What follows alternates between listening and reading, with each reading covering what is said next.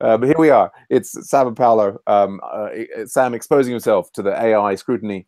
It's the AsyncVoter meeting. Yeah, here we are. And I don't really have any updates.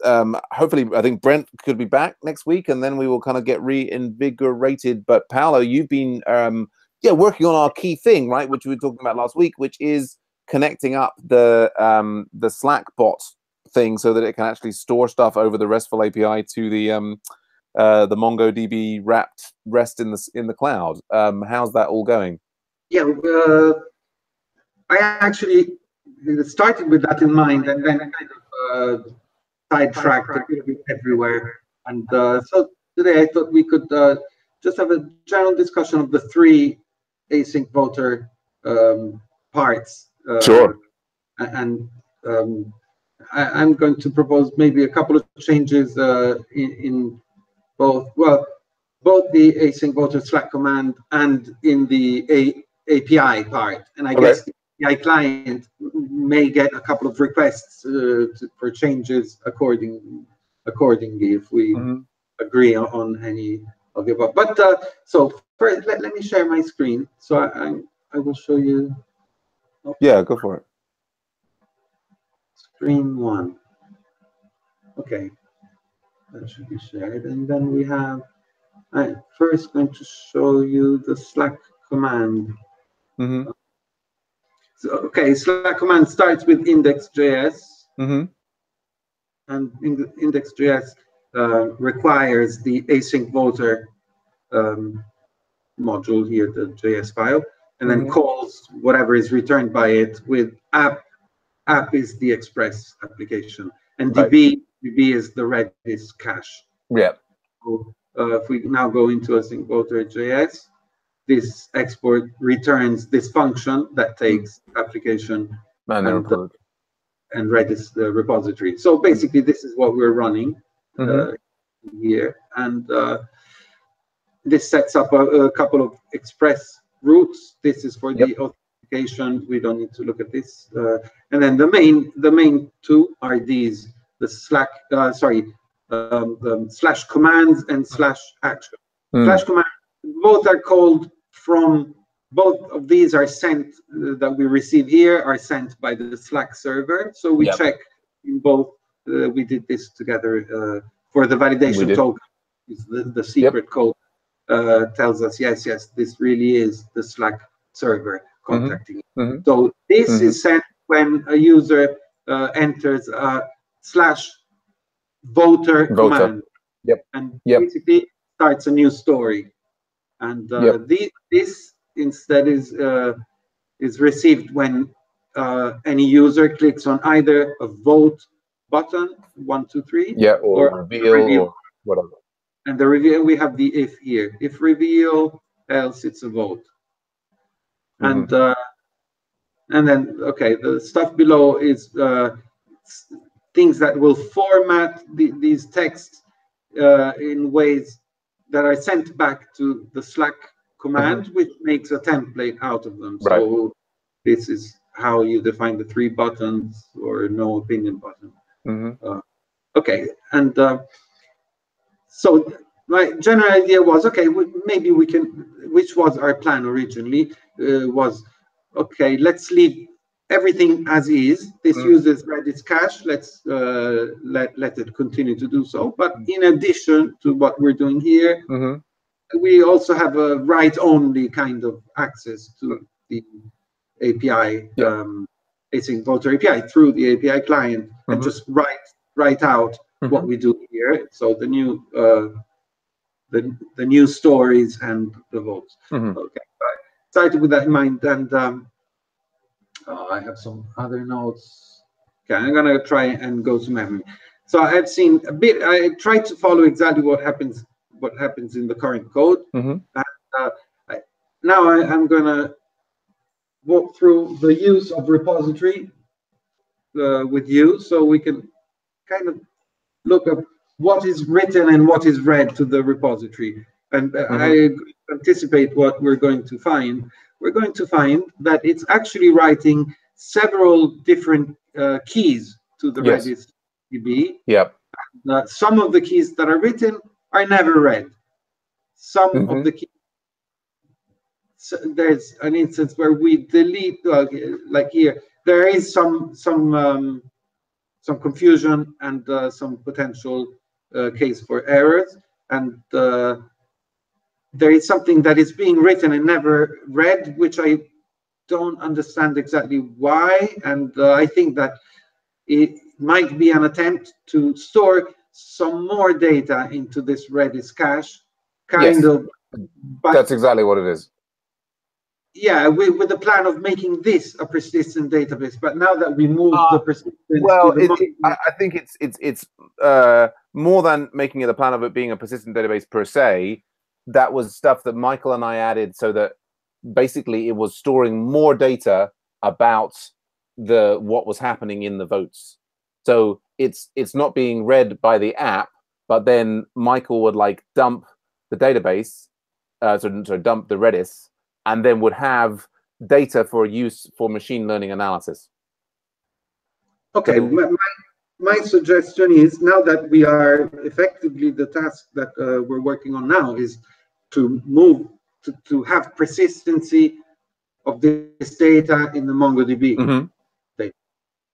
So I would think that we may as well remove the code paths here that write stuff that is not read on the Redis DB, and store whatever data we want to be persistent in the MongoDB instead. So that's the data that can.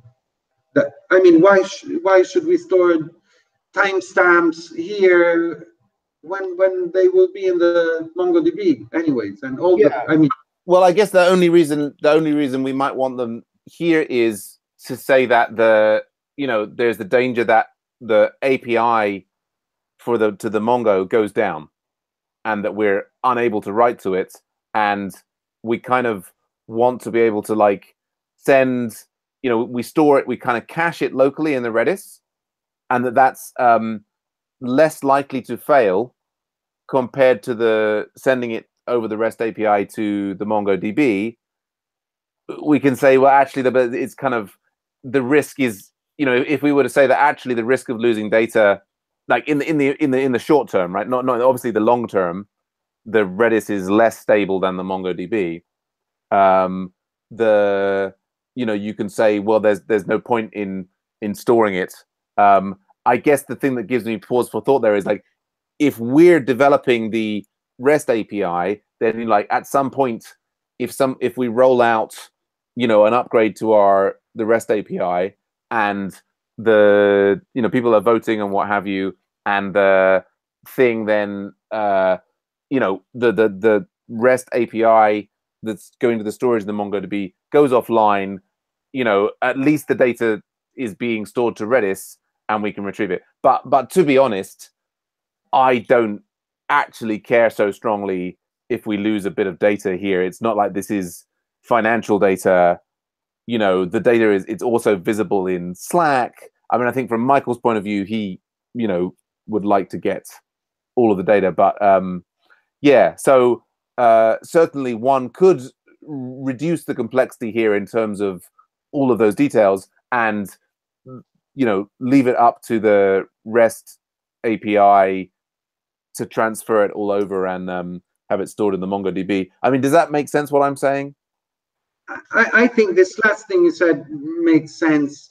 That, I mean, if should this evolve to be something as strategic and whatever, that we have to preserve the data even though we're attempting to write it to the MongoDB, then I mean, it could be made more complicated that way later. I don't think that now we should plan for this to store the data, even if the MongoDB goes down. I mean, like you said, it's not financial data. No. Having clarity, and the fact that things are being worked on by different people, and writing code that points in one direction but doesn't really get anywhere, meaning that there's no code that reads that ever, is confusing. I would find it better if things were simpler and did exactly what the other part expects it to do, like it was a one-to-one match between the different I would agree with you.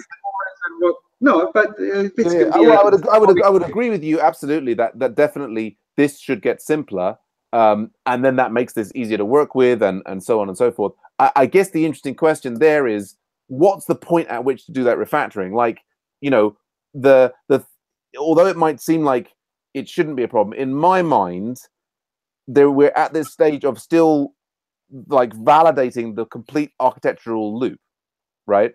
And so my temptation, and perhaps it's the wrong one, would be to like, this code works as it is, so let's put in the little bit of code that we can then see that the thing goes all the way around the loop and writes to the MongoDB, and that's good. And then at that point, when we know that we are successfully storing the data in the MongoDB via the REST API, then we could refactor this to be simpler. Whereas if we do the refactoring to the simple thing, and then we put it into production, and we find out, oh no, actually, it kind of doesn't quite work the way we should. So that's a kind of like a design choice about whether to. I guess you're proposing saying, make this code simpler first, and then connect it up, right? Yeah. No. What this is what I'm proposing. I'm proposing because it's not very complicated. So I think we can actually do it quite confidently in 10 minutes, in the following next 10 minutes. If we look at what is being written and read here, and I've looked at it in little depth, so I think I can kind of walk you through it, and we'll see if I am describing it correctly. But then we could both reach some conclusion that it's safe to remove this and that, based on the fact that this and that may be writing some stuff that is not needed for the functioning of the rest of the program. But I'm sure that it's true that there are several things being written that are never read back. That's absolutely true. Okay, but no, yeah. So actually, I think I spotted a little bug as well, that we could actually add a test, but I don't think I can run this part of the code locally here, because it needs a Slack command. But maybe at the end of these 10 minutes, we can get to a point where you may intervene and say, okay, let's try and run this test on the Slack. Actually, if I find my other notes, maybe. Hold on, I'm gonna try and open maybe this one. Okay, these are just some notes. Test.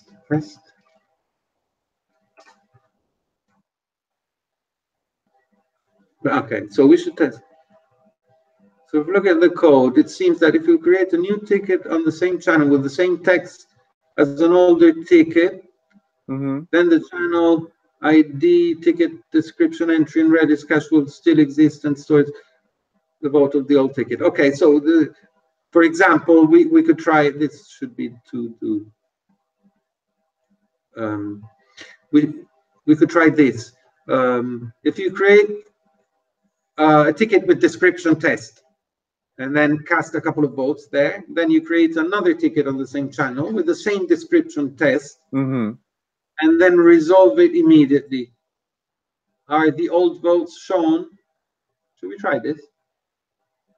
Well, I think I've seen this, and I think that that's what happens, and that's kind of like desirable behavior, in as much as that if something's already been voted on, then we kind of want, it's like that's a sort of a special case. But it's not what the code is trying to do, really. Well, Well, that's a question of interpretation, isn't it? Yeah, maybe it is. I mean, it's yeah.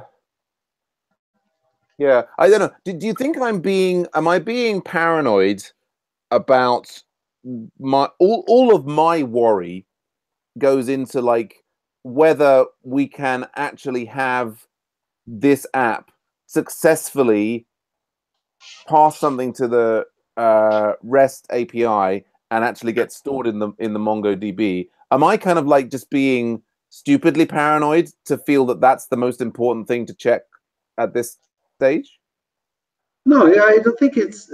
Maybe it's the opposite. Maybe I'm being more paranoid than you in thinking that what we're working with is not completely straightened out and it needs straightening out. Whether you're kind of saying it works well enough that we should not look at the details, we should just move on to doing the next step. So with the idea of doing that, I had a look at what what this is doing, and I thought, oh well, it's writing all different entries to the DB, and it's not even reading them out.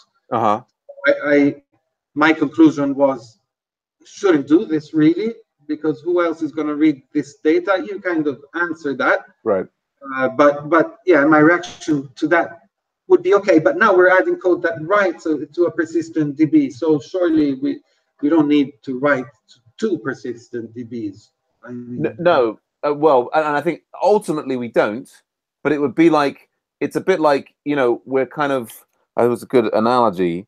Like, I would turn the persistent, the old way. Let's say that we've got two ways of doing things. So we've got a system there which, at the moment, as we understand it, it's like doing a bit of persistent storage for us. I mean, the whole Redis thing might like reset every now and then and whatever. But I kind of like, I would turn on the new way of doing the persistent writing and check that works before turning off the old way of persistent writing. Do you know what I mean? Okay. Do we have any testing for this old persistent? Like, do we have a clear idea that this is working at all? Yeah, only in as much as that, Michael dumps the Redis thing and then, gets the data and does analysis on it. And I think that that's his current analysis pathway. And it's like, even though, like, yeah, absolutely, the same data will now in the future be available to him in the MongoDB for him to download from the MongoDB, but that's going to be in a different format that he's going to have to write more code to process and so on. So it's like, until I guess I'm seeing there's kind of like a unknown dependency in the thing that in particular Michael, partly with me, partly also with another person, got the database, got what's being written to Redis working in a certain way, and he is to some degree like he's consuming that data from the Redis database. So I would be cautious about changing the way that the Redis cache is being written to until we've validated that. So, for example, like we were getting all the data being pushed into the MongoDB, and said, Michael, have a look at the data in the MongoDB, and he's like, oh yeah, and that he's that he's able to do the switch over, that he hasn't lost anything that he needed.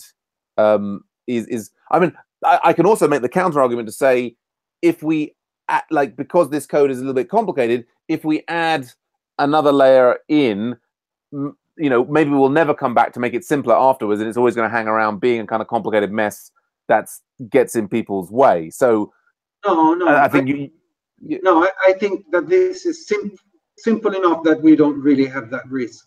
We're going to make it more complicated by adding this right to the MongoDB on top of it, yes, but I think that it still remain quite under control. And this Redis part, I mean, ultimately, I would think that ultimately we may want to consider even getting rid of the Redis cache altogether here and just use.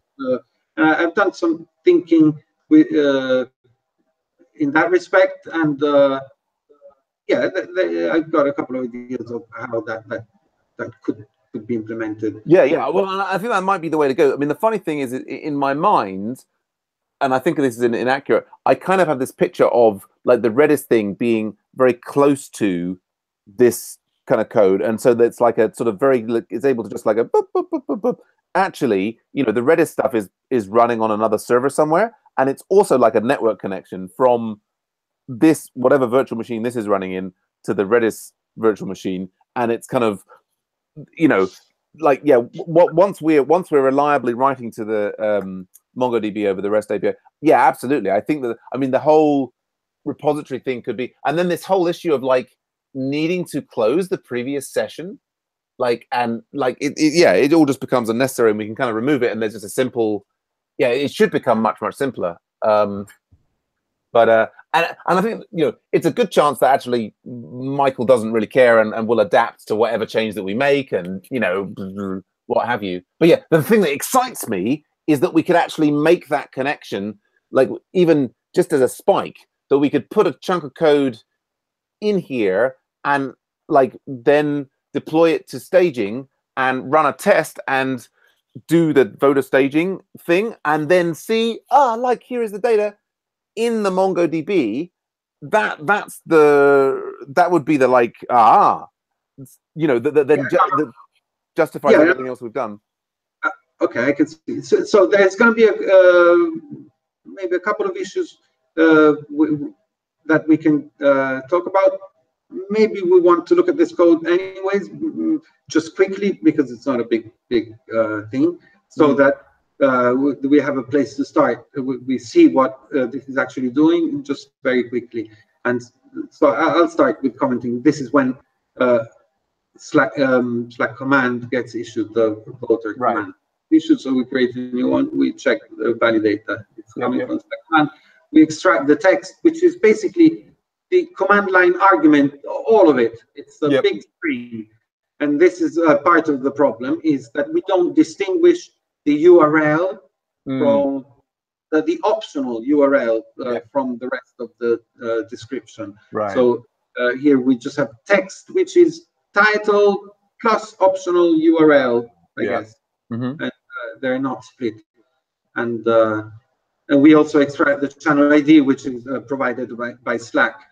So we know is correct. Okay, so we have help thing, which is well written. I'm not sure who wrote it, but did a good job.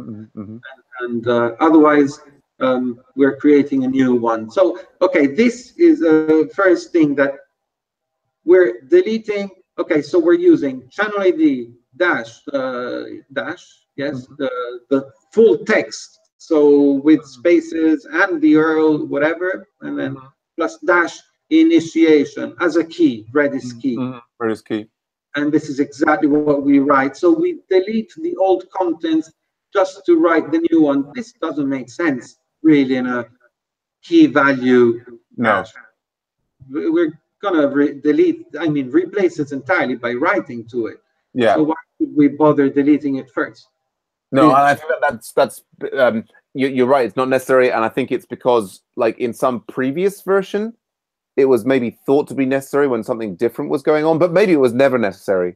I mean, if you set that key to that value, the old value is replaced. Should completely override. I think it. I don't know. Like, you see, there's got the one session per channel is allowed. That's not true anymore. Like, there was something. It's what you're saying is correct. Now what we're doing is but in any case, deleting the key before setting it has no sense. If the whole no.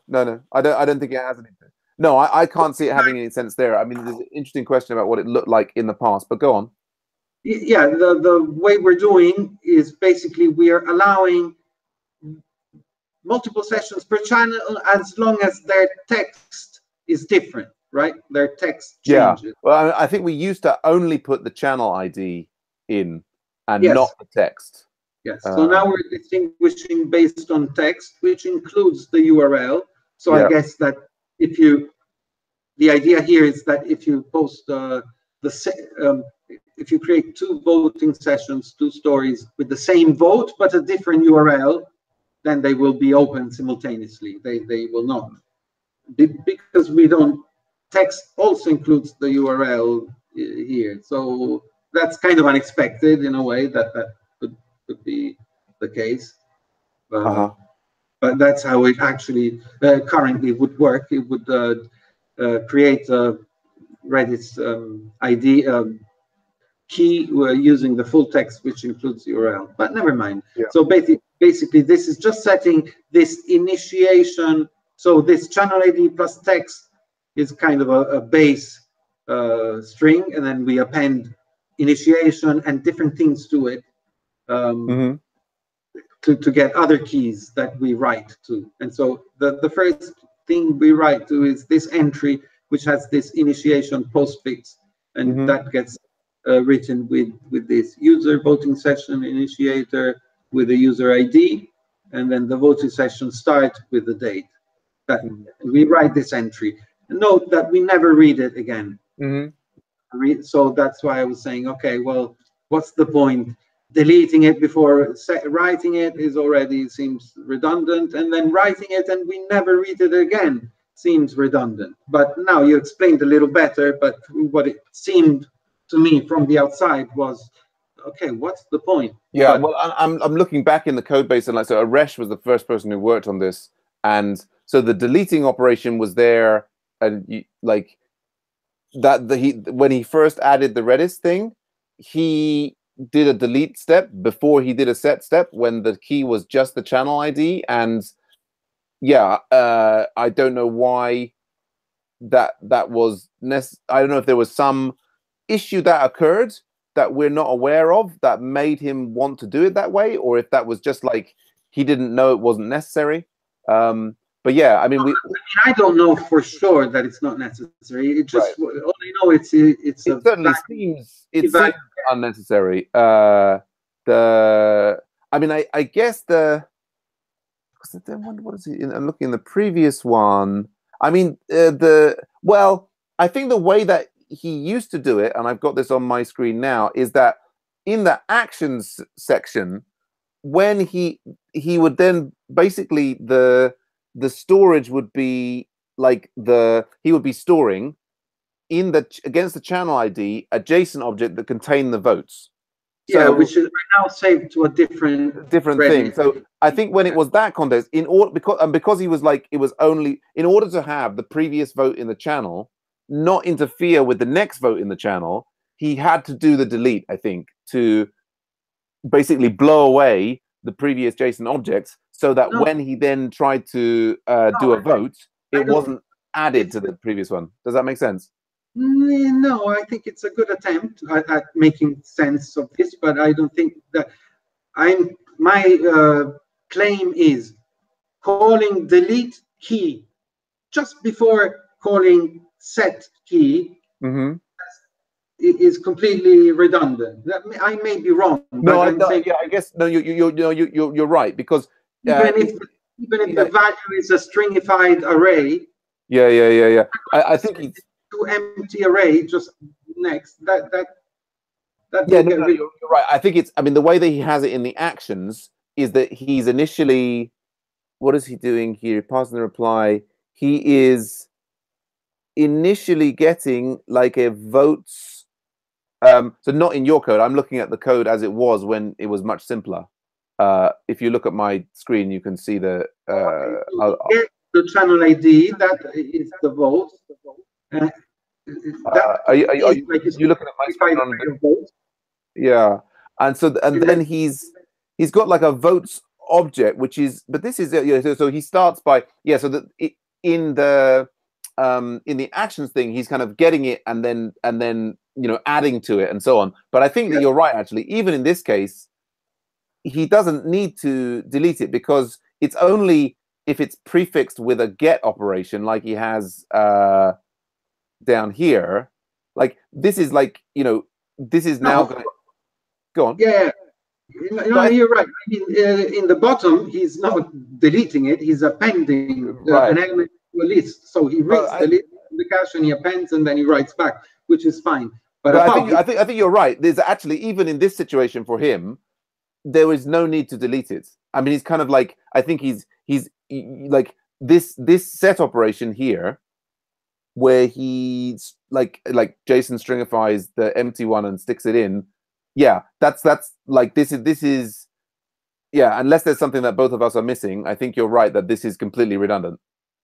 Yeah, okay, but in this older code, this would be the only little thing.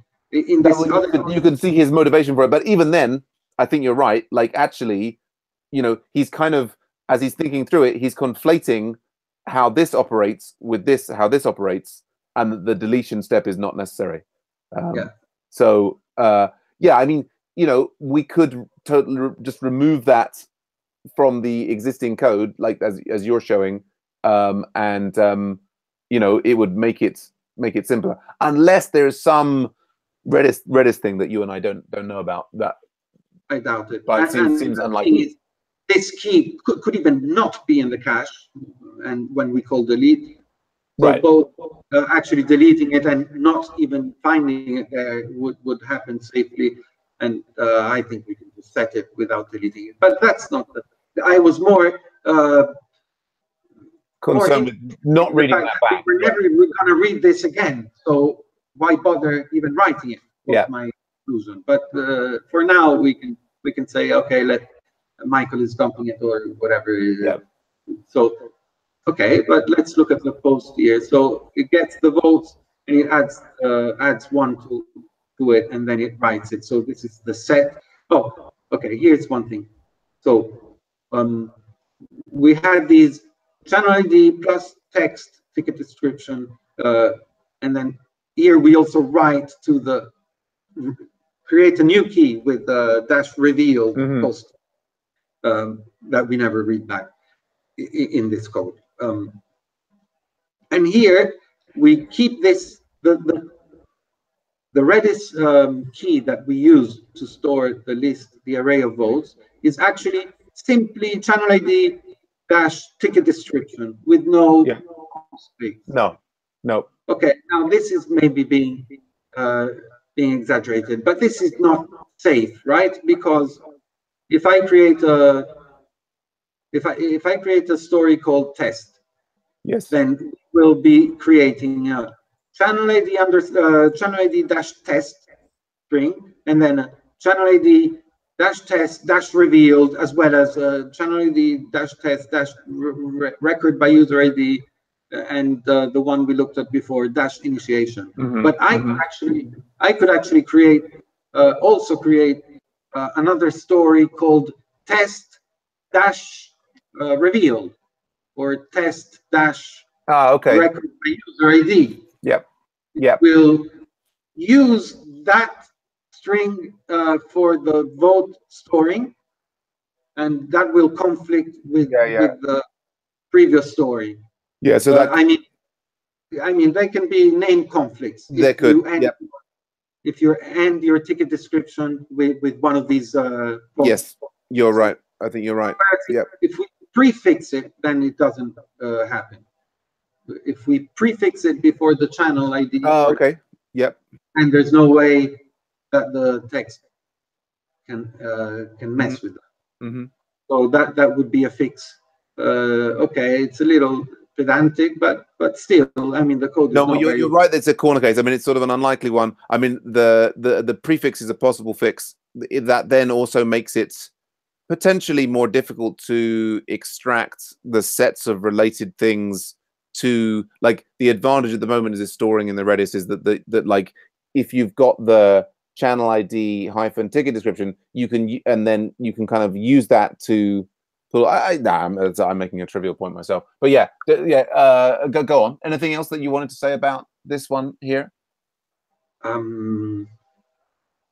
Yeah, another note is, okay, so we get the votes from this channel ID ticket description key, and we write it, we add a user, we add the vote. This actually replace, hold on, votes user.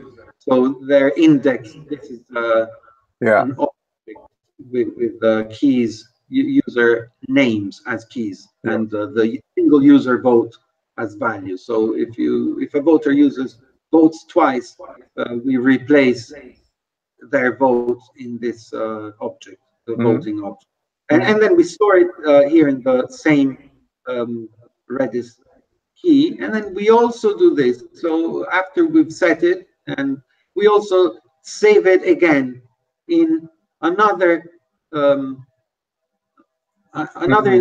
Redis key again, which is channel ID minus ticket description, record by user ID. So we do a get of that one, we add a vote to it as well, and then we do a set.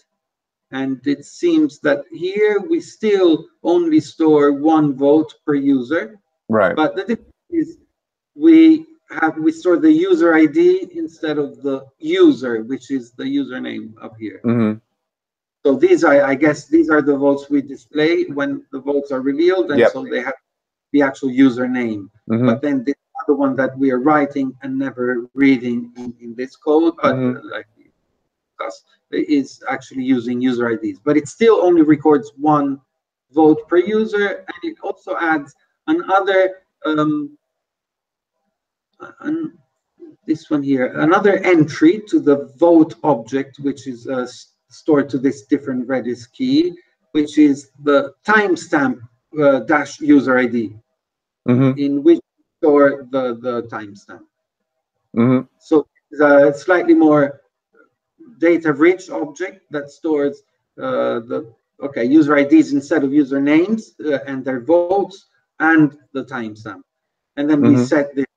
So we basically add the vote in two places, which I thought was redundant, and or at least will become redundant once we are storing all of this in our I mean, and it's basically because the people's votes, their most recent vote overwrites their older votes, and that's fine for the purpose of the vote. But Michael was keen to get, I think, like the time at which they, like, if they vote 3 times and they change their minds or whatever, he's just trying to store as much data as possible, I think. Okay, but he's not actually doing that here, because well, I think is he not?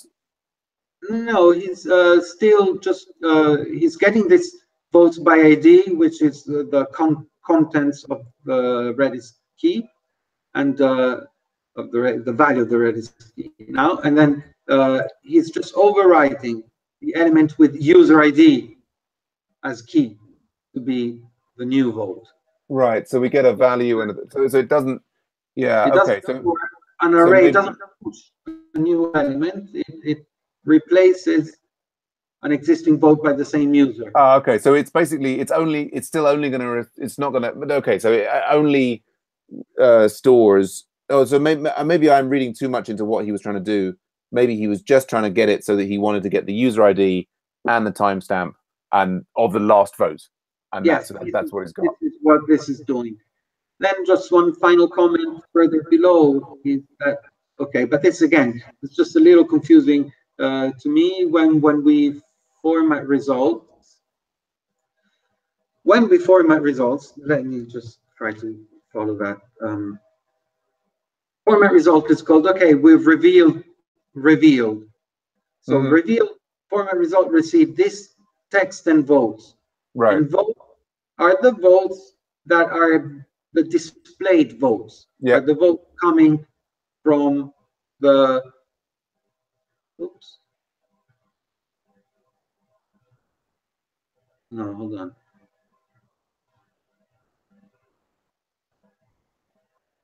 Hold on.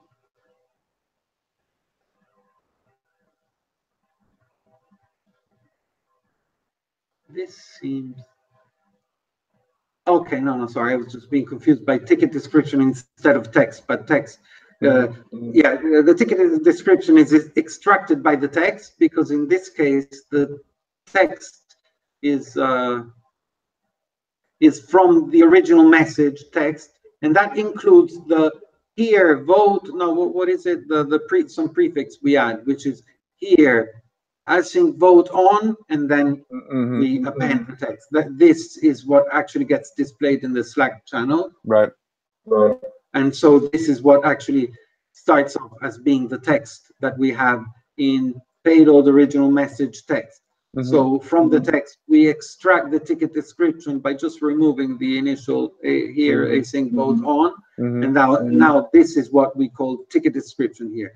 So the Redis key we're reading is actually channel ID dash text or ticket description.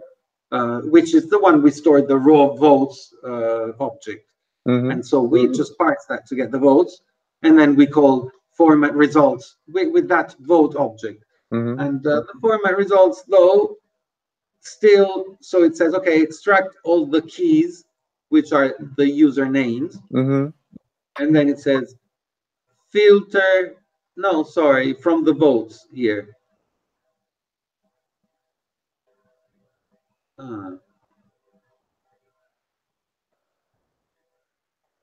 Is vote key. Okay, these should be username, the keys of the votes. And this filter by the isVote function will look to see if they contain a timestamp or user voting session initiator string. But those are the things that we actually store only if we search for these substrings. Find, we store them in other Redis entries, not in the ones that we call. There's a bit of confusion. This format start is called with the votes with the votes object that we write here, right? These channel ID ticket description, and they will not contain these strings any. So what I'm saying is basically this isVote filter here doesn't seem to be required. I just confused me, kind of jumping to different places without needing. So I think this is saying, oh, the keys here could have these elements in their key. I mean, this object could have these elements in their keys, but it doesn't seem that's possible. So not in a position to test, but okay. So what's going to take to add? Just leave everything as is and add the MongoDB stuff. Okay, at the very beginning, maybe out here in the index pipe, we can require the AsyncVoter API client module. That in order to do that, I'm not sure exactly how. Yeah, well, I think we're going to have to have it npm install it. NPM. I'm getting a lot of echo again now.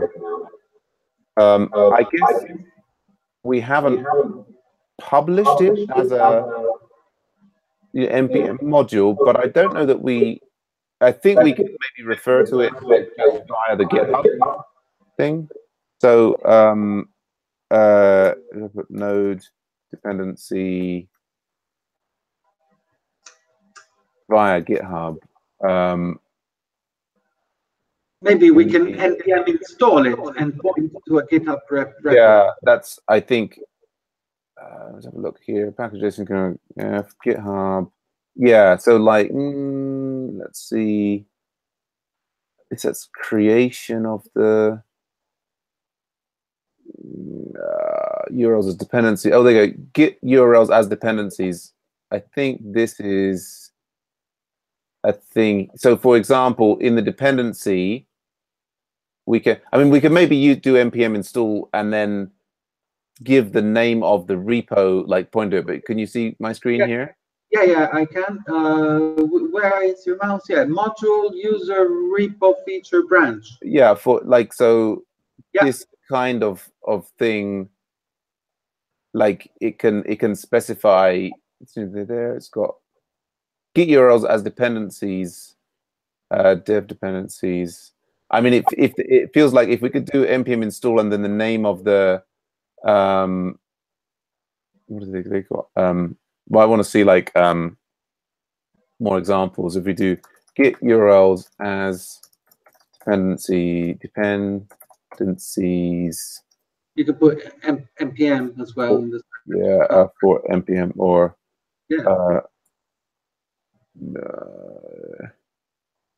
someone doing it with private repos.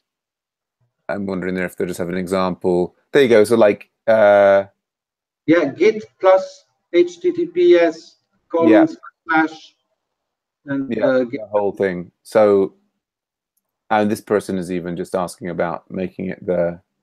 I mean, they may be doing something wrong. There's a right way to do that. Somebody here is saying, actually, it should be. If it's specifically for.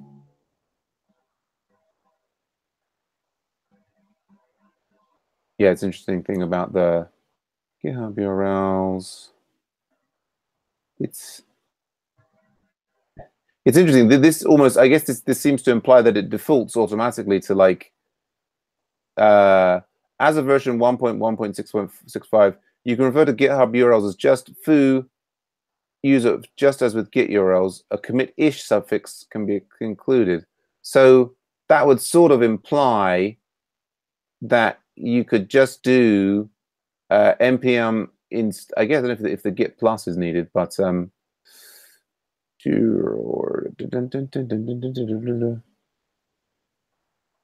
I mean, we can clearly just go and edit the file. There's install documentation here. There you go. Like git host example of a git npm install without a name, just the full path. And even here, it seems like we could do npm install GitHub name, repo name. So it would be like basically, is this I've got API client, npm install like this. Try it. I'll copy that over to you. But so I don't want to go into one. Do I have AsyncVoter API client? But we want to be in the Slack command. cd async voter Slack command, and then we could try this, and it will say bleep.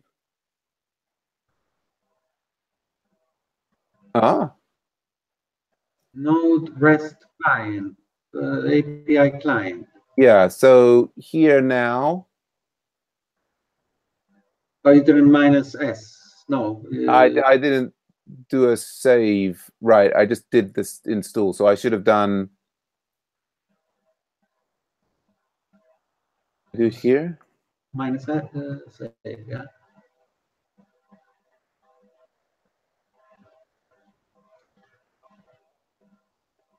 And now, yeah, so we have exactly this. And what does that? What's the entry of that module? If you then require that, what do we get?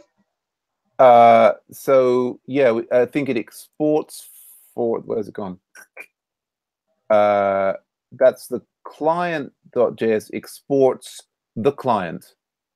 I guess here the package JSON will tell us the main is client.js. So then you'll have. So then I think the way we would use it in index.js is we would have like client and then require AsyncVoter API client like this.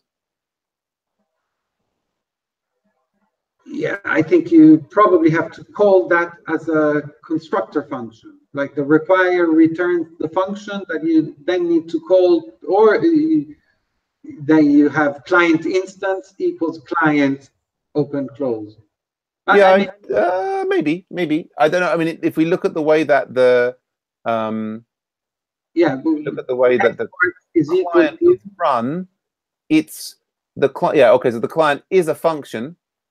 So you need to call that. So yeah, it's going to be. So then we can just put like that, whatever. Yeah. So now I'm gonna have to go. But do you want to try running that npm install minus save thing on your side? I can post these in the Slack and the. Yes. Okay. Let's cd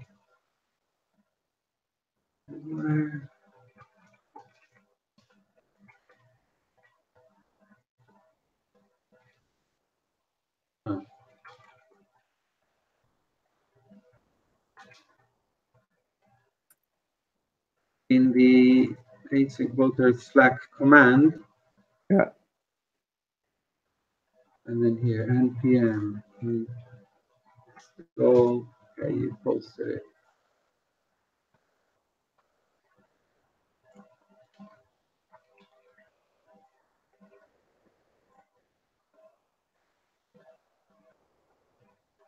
Oh, -save. I didn't do the -save. But no worries, you can do that again in a moment. Yeah, and then here in index,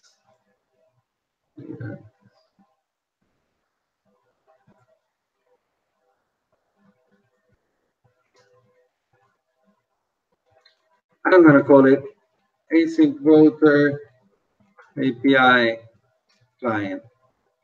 Yeah, well, and if you look at my screen, that's, I mean, Brent has a test file, and yeah, it's like, yeah, now interestingly, he even calls it with new, is the way he's been using it, but well, maybe that's how it should be. I think we should I mean, you know, because it is a constructor function, so we just don't call it. You have to call it with new. Yeah, in his docs, he's set it up for us to say, do it like this. So probably a good idea to follow the instructions that he's left for us about how to maybe API client equals new, require that called. Yeah, I mean, this would be like the code that he's got for us. So yeah, that's correct. That I agree. The new is necessary. Okay, so I'm going to run it again with save like this.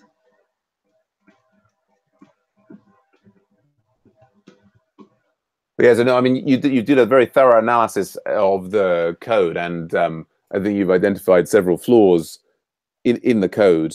But yeah, for me, it's like making sure that we can connect this bit up is the kind of you know, critical point of failure. Like, if we can't get this to work, then all the rest of it is kind of academic. You know what I mean? Yeah, yeah. No, I understand this stuff was there for a reason. That I think what we're doing now will remove that reason. But yeah, and then we can clean it up afterwards. Yeah. Okay, so yeah, package JSON, and I have it here. Okay, so can I do npm start? No, where are we? Slack command. No, I can't. What are you trying to do? No, I was trying to run this line of code that we added here.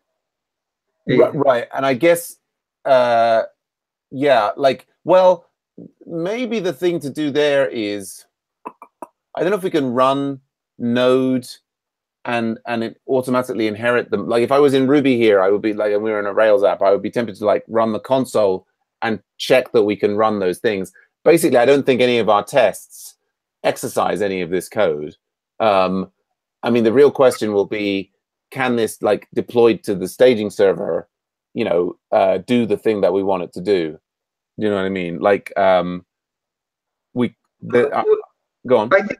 I think what we can do is I'm gonna carry on working on this. Next week you're away, but the week you come back, we just try to run it in. Yeah, and Brent might be around next week. Okay, so if he is, then I can spend a little time with him. I'm just gonna then, if you still have like 5 minutes, I'm just gonna present you with a little plan. We run through the plan of what's happening. So this API client, we're gonna pass on as a third parameter to this. Yeah, sounds good. We'll do that now. And in the AsyncVoter, we're just gonna receive one more here. And now we have it. And I think that what we can do Actually, here in the API client, we could set base path, set API client. I'm looking for function path, maybe. Yeah, it's got. I can pause it to you here, and we can. Yeah, base will set base URL. Yeah. And no. Oh, I can't copy from that. I'm just. I put it into Slack. Oh, into Slack. I've got too many pages, too many windows and tabs and stuff open. Okay, here it is. And even I can give you the production server. I'll just edit that so that it has the URL that would be the production URL in it.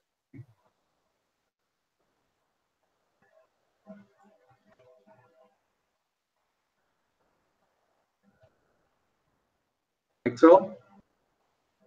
Yep. Okay, so we'll do this up here, and actually, how about we do something like this? Yeah, it could be from the process. But yeah, so the other code that I posted in there is the code for creating the story, and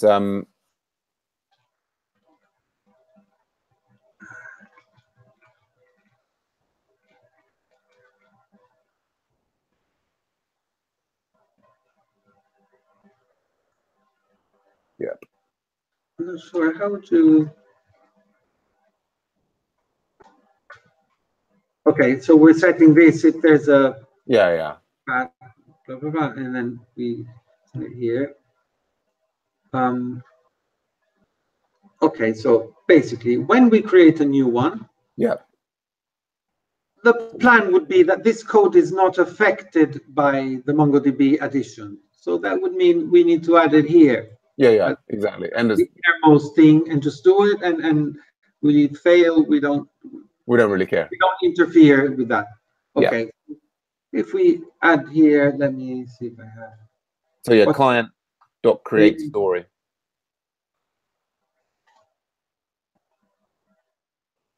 Okay.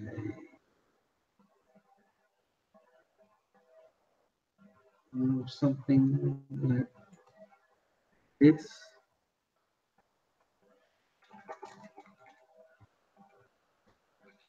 There you go. Yeah.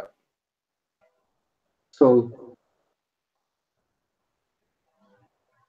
yeah, the problem is here we don't have the URL, right? No, we would have to extract it from the text, or in the first, we're not validating it. So you could sidetrack and write a function to split on the last space or what have you, or we could just say for the moment that let's check that we can send something, even if we don't split out the URL. Yes, my suggestion is for the moment just put the whole text, including the URL, as name. Yeah.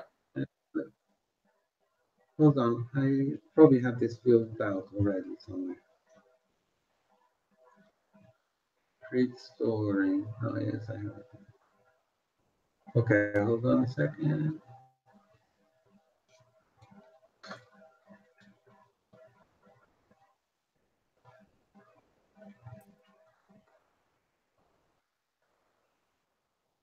Yeah, a bit too many things, but okay. So create a new story. Name, text, source, channel ID, user ID. This user ID here. URL empty. Not sure whether I should just leave it out. Either way. And so now you're. Yeah. What are we now? Yeah. So I'm not. So you've moved on to the. No, I am still here. It's just I added one thing that I was gonna mention as part of the plan. Okay, so we create a new story. Then we need to be able to add votes to that story in the MongoDB database. And so I thought one way to do it would be we retrieve the Mongo UID from the return of the new story. And we store the Mongo UID in a Redis cache entry. Okay. Why would we do that? So that when we need to add votes from here, from the act, okay, yeah. Add a vote, we can add it to the Redis part, but how do we add it to the database?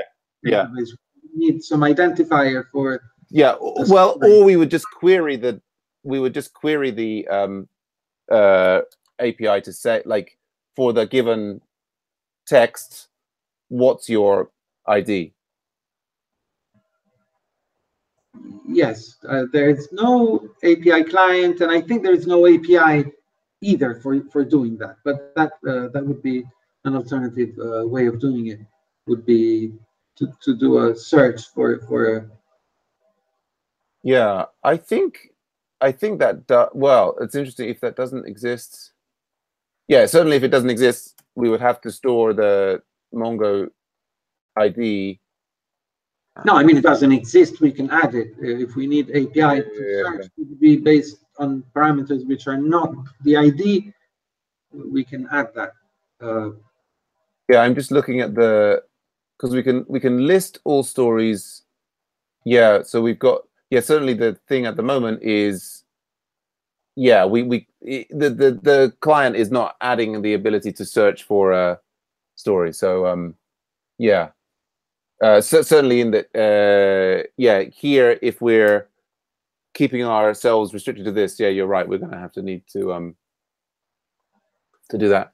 Yeah. Is there anything else about the plan that you want to tell me? I really do have to go. No, I can't think of anything, but right now there was stuff about the API itself that we could take a look at.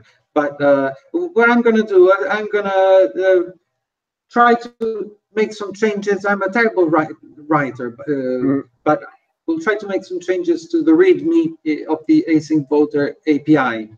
Oh, yeah.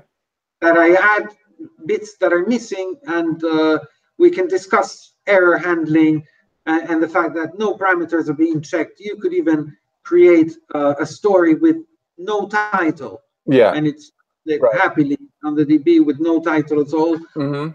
Maybe that's too much to allow, really, creating stuff with. There seems to be no error, no parameter validation, no error path that we could touch on that. And I'll let you go now. But and have a good week off next week. Yeah. Get in touch again following week, of course. Well, yeah, have you get a chance to do some good things next week, and look forward to seeing you the week after. Yeah. So how's Aya? Is she doing better from her flu? Yeah, she's over the flu now. She has a sort of stomach thing, and but anyway, the kids are. Hopefully, she should have a calmer. We'll see. It's getting the kids to and from school is the big source of stress. Hopefully that we have a week where they don't have to get up early. They hopefully calm. And so I wish you all a good week off, and we'll be back for more the following week. Good stuff. Nice one, Paolo. All right, take care. Bye for now. Bye. Cheers.